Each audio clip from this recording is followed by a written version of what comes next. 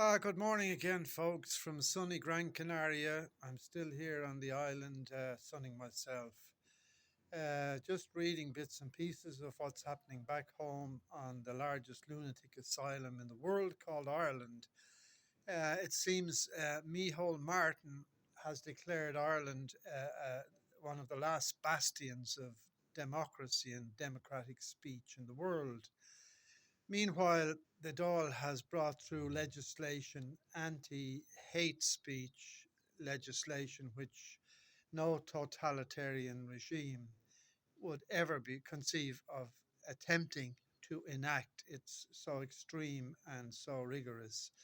Fortunately, there are not many jail spaces in Ireland at the moment for anybody prosecuted under the hate crime legislation. So if they don't pay the fine, well, I suppose then they'll be let off and they won't have to do worry too much about it. However, um, in a lot of the new visitors to Ireland, legal and otherwise, come here with an excuse of persecution or prosecution or one thing or another because they are of a certain religion or a certain sexual inclination. And it seems a lot of people arriving here from Muslim countries claim international protection under the statement that they are of homosexual inclination, like Roderick and Leo, and therefore they deserve to be considered as for international protection here in a country as liberal as Ireland. So they are brought here and interviewed, and it's fiendishly difficult to disprove that they are homosexual. So I imagine they will be given power to remain to stay status and get on with things here for a few years in a cubicle or a direct provision centre. However, there is a way of fast tracking these people and rooting them out, which I now put to Leo and Micheál Martin and Roderick O'Gorman. If a person arrives here claiming protection, international protection, because he is a persecuted homosexual in a Muslim country, and many Muslim countries are intolerant of homosexuality and, in fact, sometimes jail them.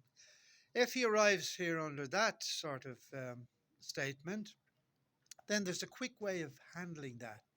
Now, I propose that all of these people be got together up in Dáil Éireann one day, and Micheál Martin, Leo Varadkar, and me O'Driscoll, what's his name? Yeah, the other gay guy, uh, uh, O'Gorman, that he be the three of them interview individually each of the supposed homosexuals, and that the homosexuals are forced to lean against a wall in Dáil Éireann in Leinster House, and with their backs turned to the three boys.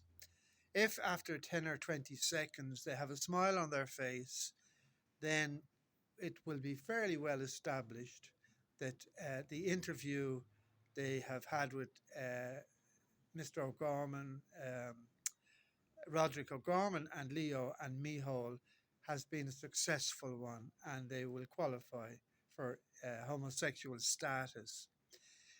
The second part of this interview could consist of a more extreme test in that the three boys could lean against the wall, bending down on all fours with their backs to the international protection supplicant.